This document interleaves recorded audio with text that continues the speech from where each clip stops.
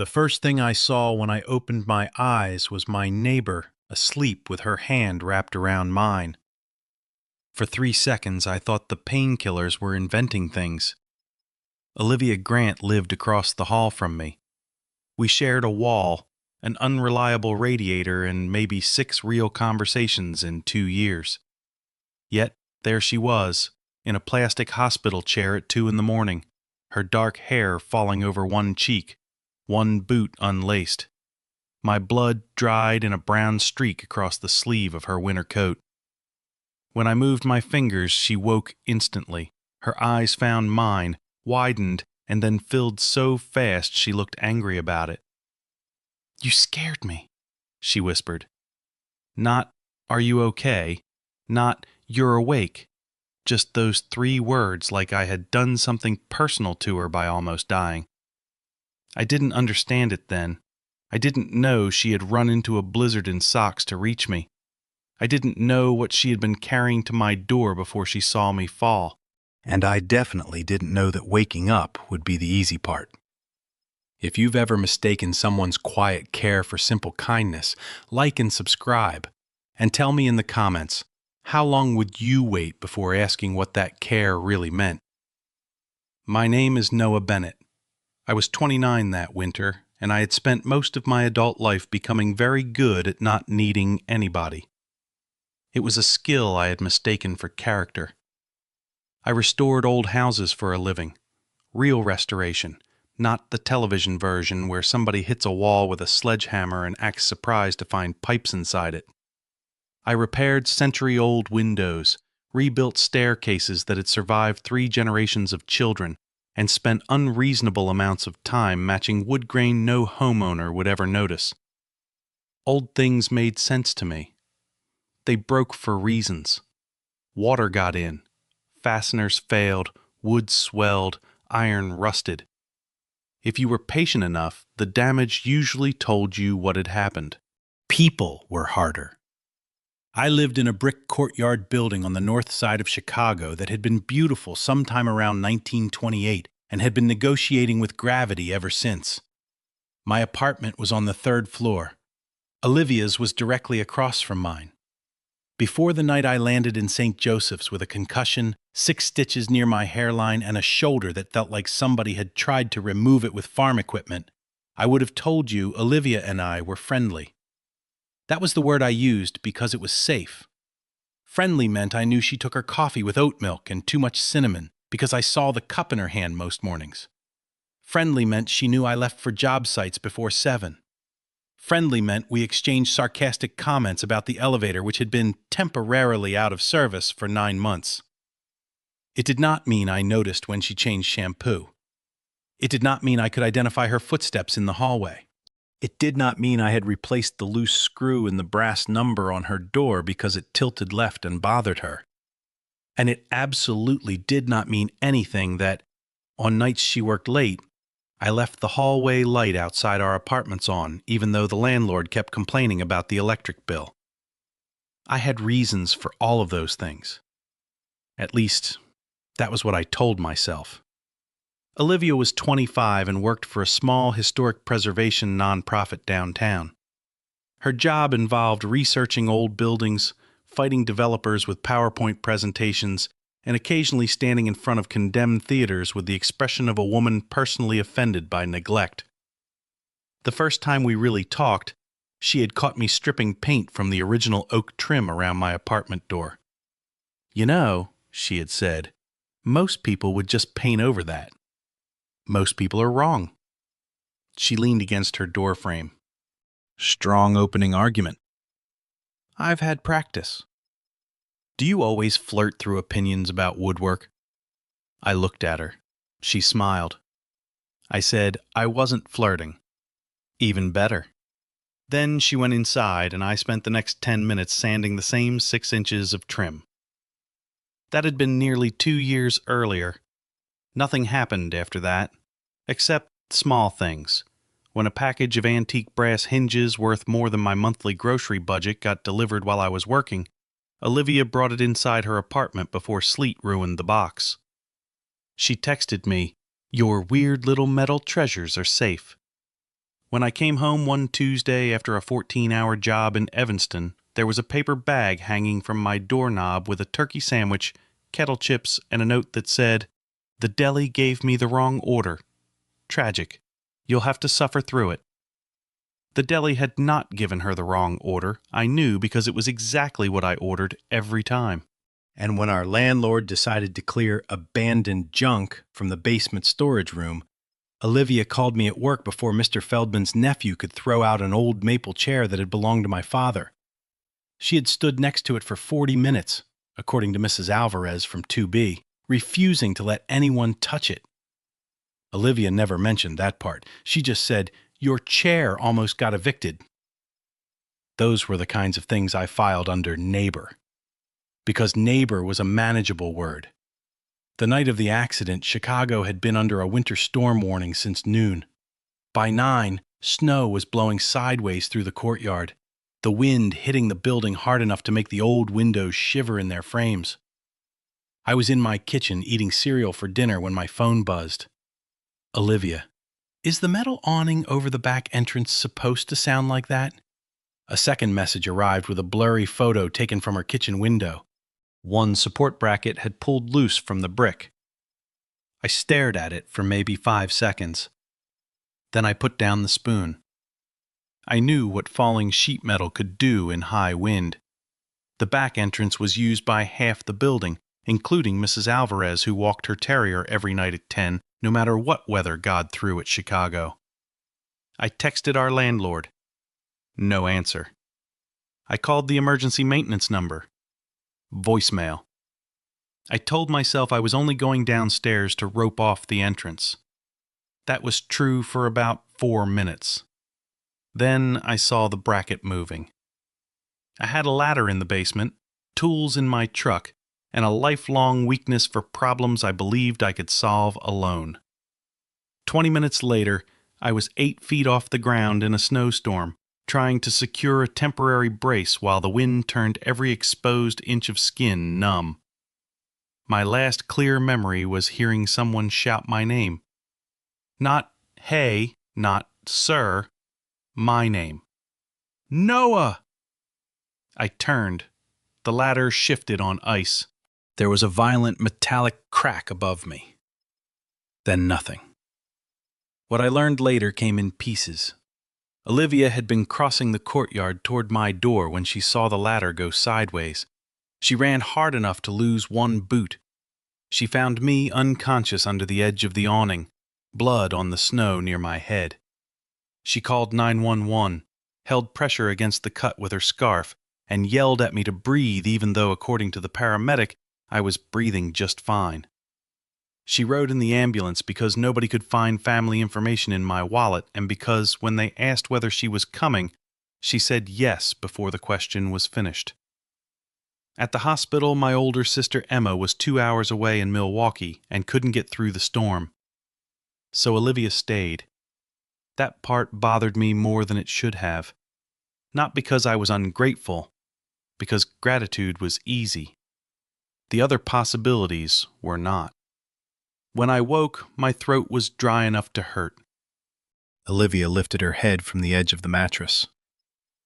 "Don't move too fast. I'm in a hospital." "Excellent diagnostic work." My voice came out rough. "What happened?" "You fell. From a ladder." "That sounds like me." Her mouth twitched, but her eyes didn't. I looked down at our hands. She followed my gaze and let go too quickly. The absence of her fingers felt immediate. That annoyed me. "How long have you been here?" She reached for the plastic cup on the bedside table. "Long enough to know hospital coffee is a crime."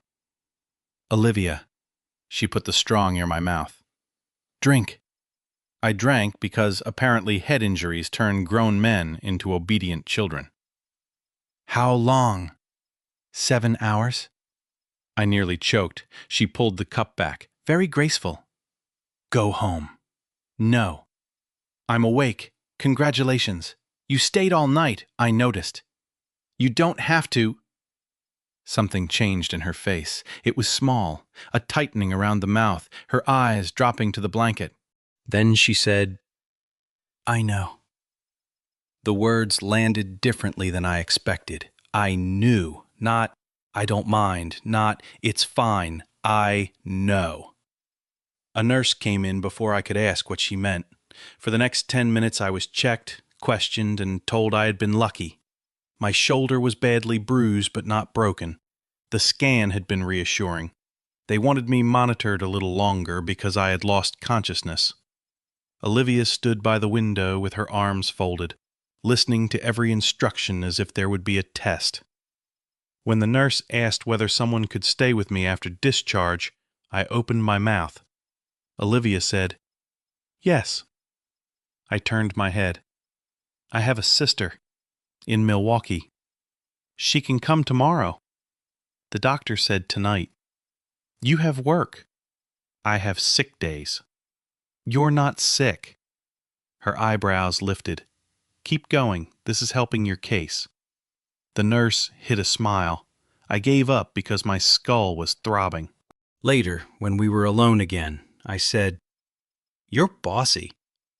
You fell off a ladder in a blizzard. It was 8 feet. Should I have told the ambulance to turn around? You know what I mean." "Yes."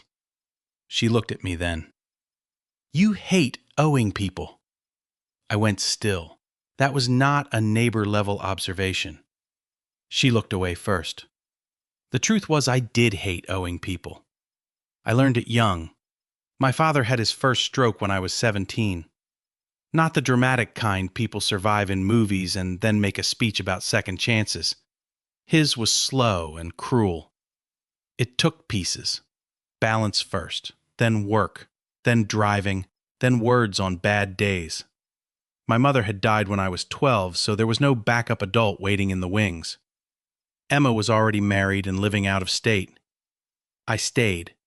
I went to community college instead of the university that had accepted me. I learned to cook things my father could swallow. I learned insurance codes, medication schedules, transfer techniques, and the exact amount of silence a 19-year-old could carry without anybody calling it grief. People offered help. At first. Then their lives moved on. Friends stopped inviting me places because I always said no. A girl I loved told me, honestly and not cruelly, that she couldn't build a future with someone whose life belonged entirely to a crisis. My father died when I was 23. After that, the habit remained. Handle it yourself. Need less. Expect less. Then nobody gets trapped by you, and you never have to wonder how long they'll stay. I had never told Olivia any of that. Not directly. But maybe people reveal themselves even when they think they're being careful. The storm had eased by late afternoon the next day. Emma made it down from Milwaukee and entered my hospital room like an angry weather system. She hugged me first. Then she hit my uninjured arm. "What the hell is wrong with you?" "Good to see you too." She turned to Olivia. "You must be the saint." Olivia nearly dropped the lid she was putting on my soup. "I'm sorry?"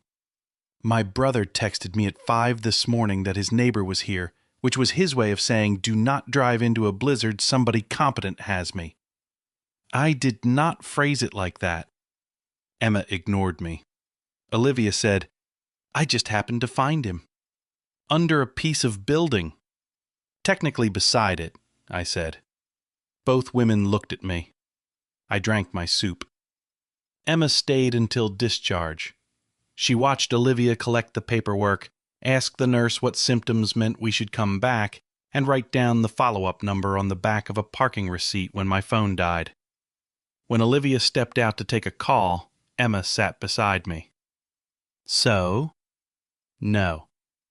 "I haven't said anything." "You were going to." Emma looked toward the door. "She stayed. She found me. That explains the ambulance, not the night." "She's nice." Emma laughed once. "What? You really did build a whole life around being blind on purpose." "I hit my head. Can we postpone the personality assessment?" "Sure." She leaned closer. "But don't turn her into a nurse because you're scared to ask why she cares." That irritated me because it was exactly the kind of thing I had been trying not to think. When we finally left the hospital, Olivia drove my truck because I wasn't allowed to. That was the first concrete thing she did. The second was worse. She took my keys, walked into my apartment, and opened the refrigerator. "You own mustard, eggs, half a lemon, and something in foil that may have legal rights." I was working. "You were starving. I eat. Cereal for dinner is not evidence." I sat at the kitchen table with my arm in a sling while she threw away the foil. "Tomorrow," she said, "I'm bringing soup." "You don't have to." She turned. There it was again. That small flash of hurt under the patience. "Noah, I know." I shut up. She brought soup anyway. Not one container, 4. Chicken and rice, tomato basil, lentil, something green that she claimed had vitamins and that I claimed had opinions. She labeled each lid with reheating instructions because my concussion made concentration harder for a few days. She put my pain medication beside a glass of water.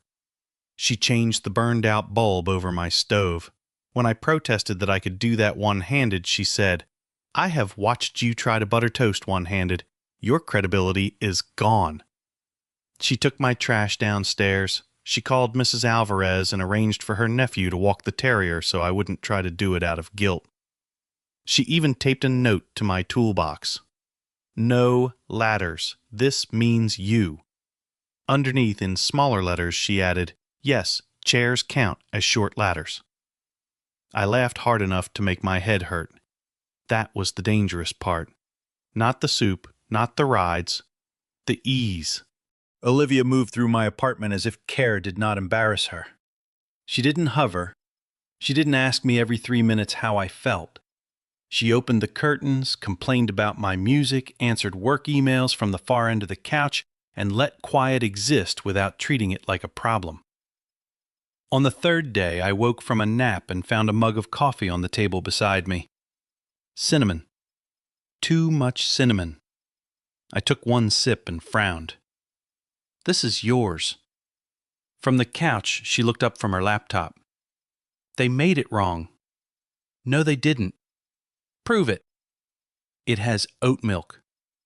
"You're very suspicious for a man wearing pajama pants at 3 in the afternoon." I looked at the mug, then at her. "How many wrong orders have you gotten from that place?" She froze for half a beat. "Statistically?" "Olivia, drink your coffee." That should have been funny. Instead, my chest tightened. Because suddenly the old details were lining up. The sandwich, the packages, my father's chair, the coffee. And, if I was being honest, the way she always opened her door when I came home late, even if she claimed she had been taking out recycling. I had my own list, too. I knew she hated the stairwell after one of the motion sensors broke, so I replaced it myself before the landlord sent anyone. I kept a small bottle of chain lubricant because her bicycle squeaked every spring. When her kitchen window jammed during a heat wave, I spent 90 minutes fixing the sash and refused the dinner she offered afterward because accepting would have made the evening feel too much like something I wanted. We had been circling each other with favors, calling them nothing. That afternoon, Olivia's laptop chimed. She glanced at the screen and closed it too fast. "What?" "Nothing." "You're terrible at nothing." "So are you." "Work?" She stood. "I should go check my apartment." "You have been in my apartment all day." "Exactly." "My plants may have formed a union." She took the mug from my hand even though it was still half full. "Hey." She stopped at the doorway. "Thank you." Her shoulders softened. "For the coffee?" "For all of it." She looked at me for a long second. Then she said, "Don't make it weird." That became our joke. Every time one of us got too close to saying something real, the other would say, "Don't make it weird." When she helped me wash my hair because I couldn't raise my left arm, I stood bent over the kitchen sink while she worked shampoo carefully around the stitches. Her fingertips were gentle near my temple. I closed my eyes. "This is humiliating," I said. "You have a surprisingly dramatic relationship with shampoo." You're enjoying this. A little. Water ran warm over my scalp. Her hand steadied the back of my neck. Neither of us spoke for several seconds. Then I said, "Don't make it weird." Her hand paused. Wasn't planning to. But her voice had changed. 2 nights later, she made grilled cheese in my kitchen because I was tired of soup. I watched her move around the stove. You know where everything is now. Your kitchen has 4 drawers. You didn't know that before. She gave me a look. I'm very adaptable. Apparently. She set a plate in front of me. What were you doing in the courtyard that night? The question came out before I decided to ask it. Her back was to me. She did not move. Outside, a snowplow scraped the street. Finally, she said, "Checking the awning." From the courtyard? Yes. In the storm? She turned off the burner. You were on a ladder in the storm. I feel like your moral authority here is limited. You shouted my name before I fell. She faced me slowly. How do you know? I remember. Her expression closed. I had seen Olivia irritated, amused, exhausted, determined. I had never seen her guarded. I saw the ladder move, she said. That's not what I asked. It's the answer you're getting. Then she picked up her coat. I stared at her. You're leaving? I have an early meeting. Did I do something? No. Olivia, she gripped the back of the chair. For a moment I thought she might tell me. Instead she said, "You're feeling better, that's good." Then she left. I sat alone in my kitchen with 2 untouched sandwiches and the distinct sense that I had just stepped on a floorboard hiding something important. The next morning she did not knock. No coffee appeared, no sarcastic text asked whether I had obeyed the no ladder rule. I told myself I was relieved to have my apartment back. By noon, I had opened my door 3 times for no reason. At 2, I walked across the hall and knocked. No answer. I sent a text. You alive? 3 minutes later, at work, unlike some people. I typed, what were you doing in the courtyard? Deleted it. Typed, sorry about last night. Deleted that too. Finally, I sent, your plant union has filed a complaint. She replied with a single eye roll emoji. It should have reassured me. It didn't. That evening, Emma called. You sound weird, she said. I always sound like this. No, you sound like you're thinking. I'm going to hang up. Is Olivia there? No. Ah, there is no ah. Did you upset her? I asked a question. Dangerous. She wouldn't answer. Emma was quiet for a second. Maybe it wasn't your question. What does that mean? Maybe she's afraid of what happens if she answers. I hated when my sister was useful. That night, around 10, somebody knocked. I opened the door. Olivia stood there holding a small cardboard box. I found this in my coat pocket, she said. She handed me my watch. The leather strap was broken. I had been wearing it the night I fell. I thought the paramedics had lost it. It came off in the ambulance. I turned it over in my palm. The crystal was scratched. It was my dad's. I know. Of course she knew. I looked at her. She shifted her weight. Can I come in? I stepped aside. We sat at the kitchen table. She kept rubbing her thumb over a crease in the cardboard box. Finally, she said, the reason I was in the courtyard that night wasn't the awning. My heartbeat changed. She looked toward the window. I was coming to see you. At 9:30 in a blizzard? Yes. Why? She laughed once, but there was no humor in it. This is why I didn't want to answer. Why? Because right now you're hurt and I'm helping and everything is emotionally distorted. That is a very preservation nonprofit way to say complicated. Her mouth almost smiled, then it disappeared. I got offered a job. I waited. In Boston. I felt something cold move through me that had nothing to do with winter. When? 2 weeks ago. You didn't say anything. I hadn't decided. But that night I had. The room seemed to narrow. You were coming to tell me you were leaving. Yes. Something in my face must have shown too much because she looked down. There was more. I did not breathe. She reached into the pocket of her coat and pulled out a folded envelope. My name was written on the front. Not printed. Written. The paper was creased at the corners as if she had carried it around too long. I was going to give you this, she said. I stared at it. What is it? A bad idea. Olivia, you asked. I'm asking now. Her jaw tightened. Then she slid the envelope across the table. I put my hand over it. She stopped me. Don't open it. I looked up. You just gave it to me. I know. I changed my mind. You are making this extremely difficult to follow. Good, now you know how I've felt for a year. Silence. She closed her eyes. I forgot about the envelope. A year? She stood so fast the chair legs scraped the floor. I should go. I stood too, slower because my balance still wasn't perfect. Wait. Noah. A year? She pressed her lips together. Then, very quietly, she said, You are not the only person who knows how to hide inside practical things. That sentence hit harder than the fall. The sandwiches, the coffee, the chair, the packages, the hallway conversations that somehow lasted 30 minutes. My voice dropped. Were you going to tell me you had feelings for me? She looked at the envelope between us. That was the general theme. I took one step toward her. She stepped back. That stopped me. Her eyes filled, but she didn't look away. This cannot happen because you got hurt, she said. What cannot? You deciding I matter because I spent 4 days taking care of you. That's not fair. No, it's careful. Same thing? Not to me.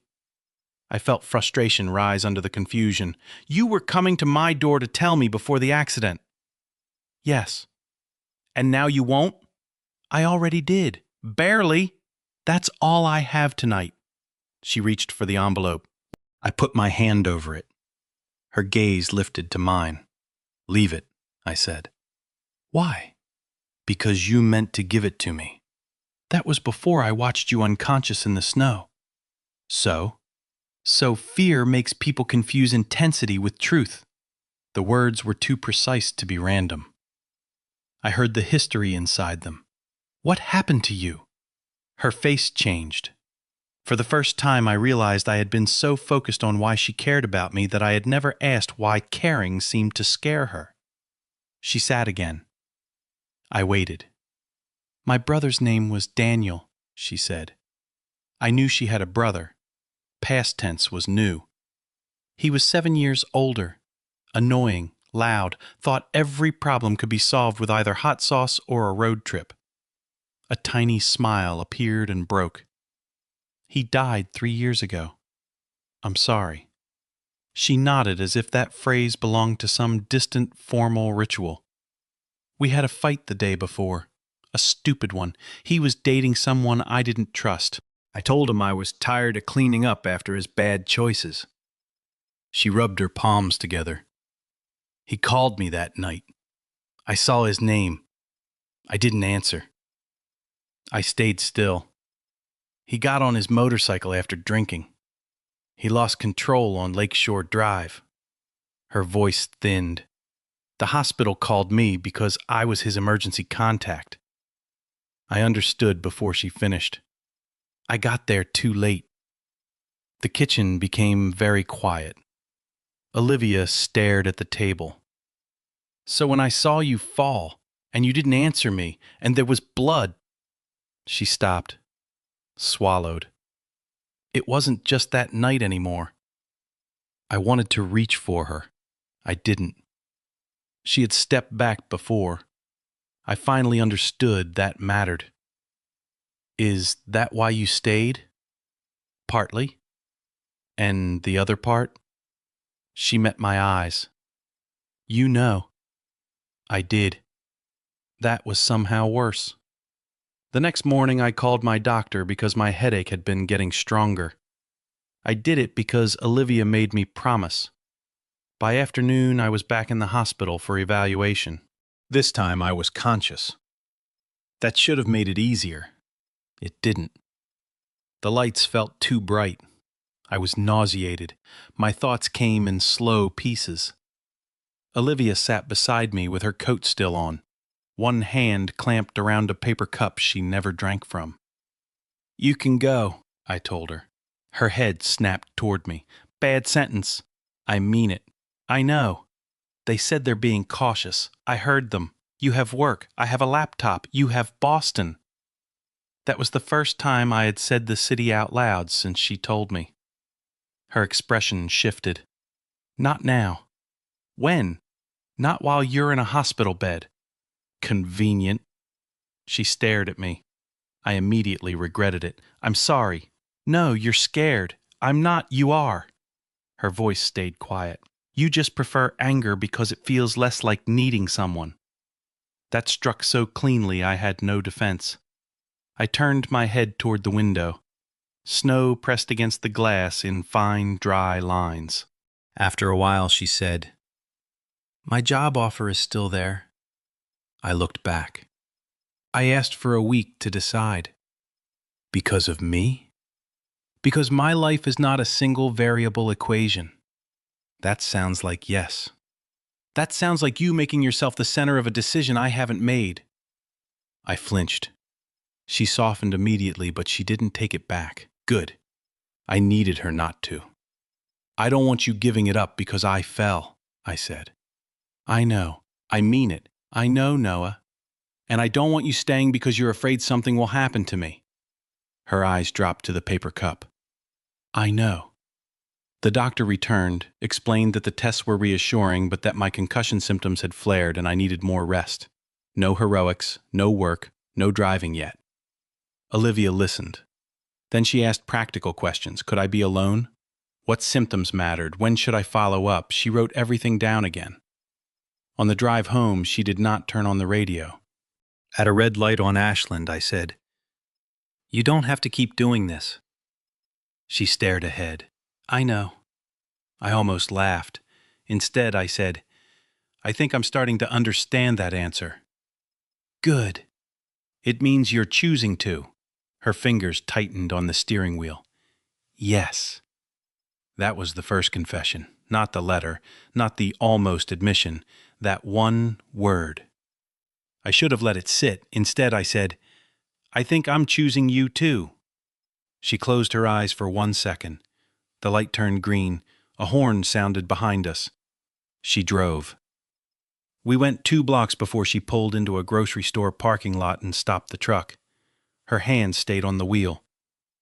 No. The word stunned me. No? Not like this. What does that mean? She turned toward me. Her eyes were wet, but her voice was steady. You are injured. You're not working. I've been in your apartment every day. I'm driving you, feeding you, managing your medication, and you just had to go back to the hospital. You are grateful and frightened and vulnerable in ways you hate.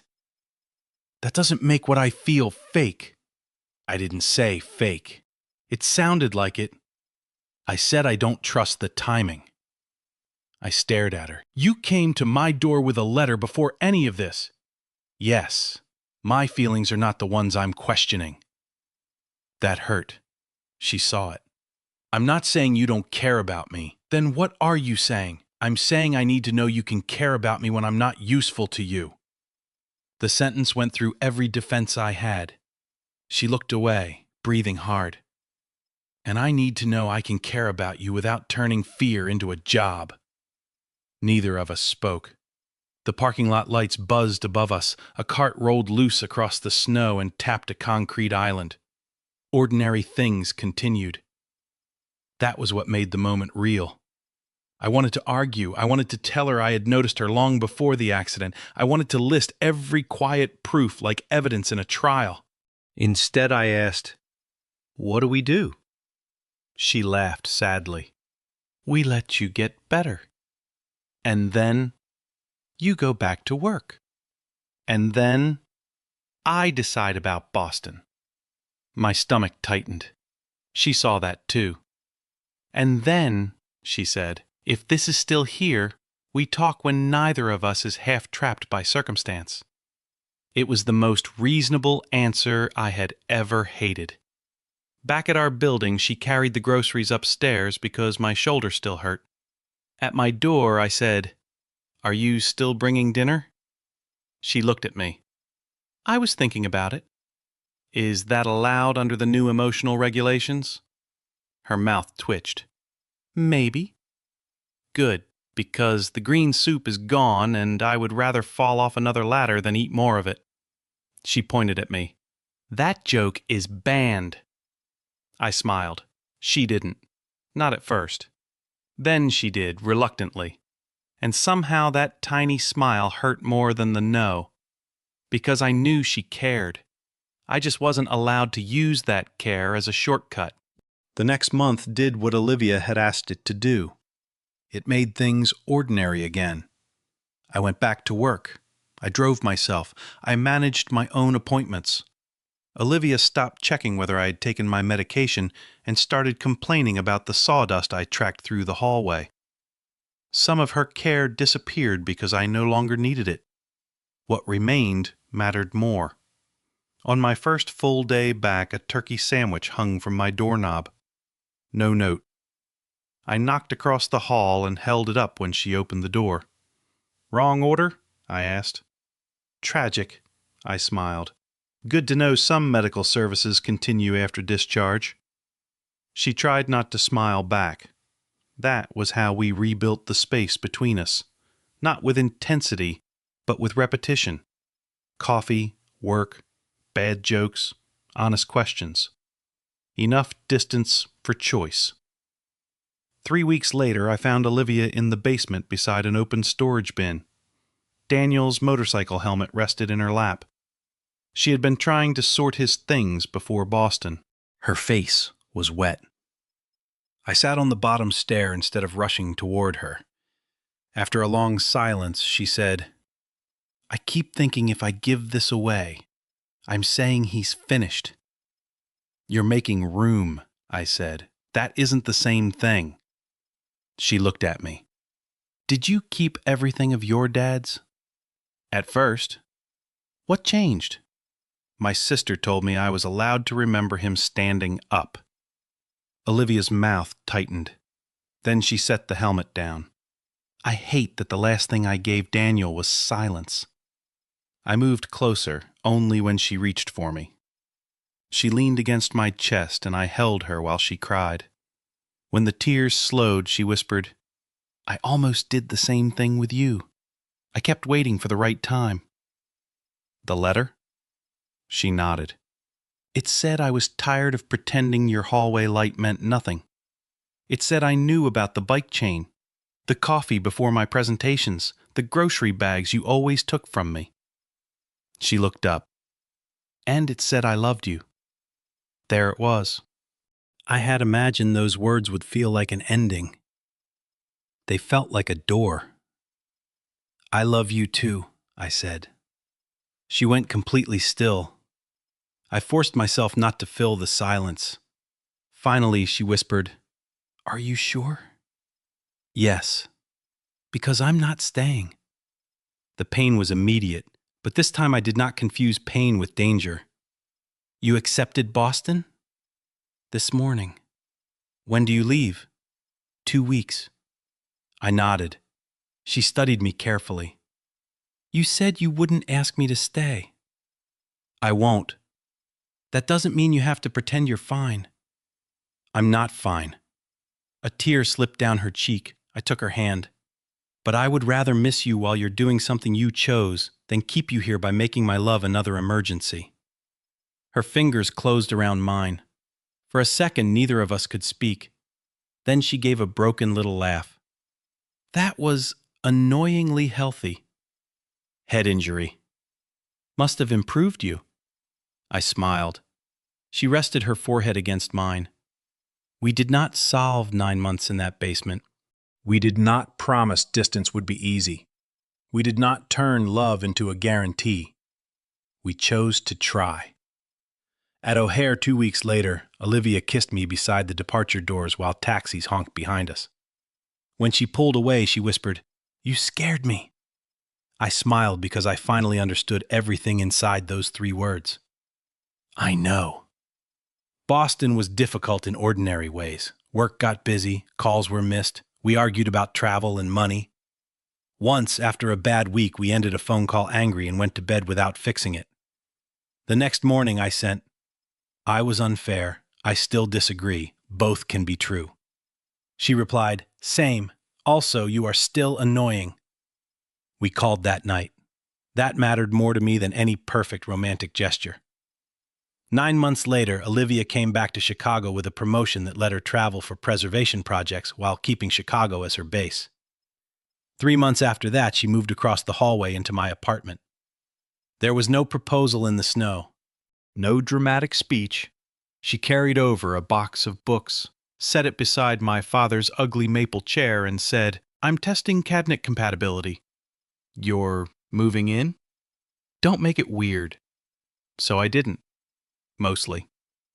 Years later, a winter storm rattled the same courtyard windows while I made pasta and Olivia worked at our kitchen table. Metal banged outside. We both froze. The old fear crossed her face. I put down the spoon.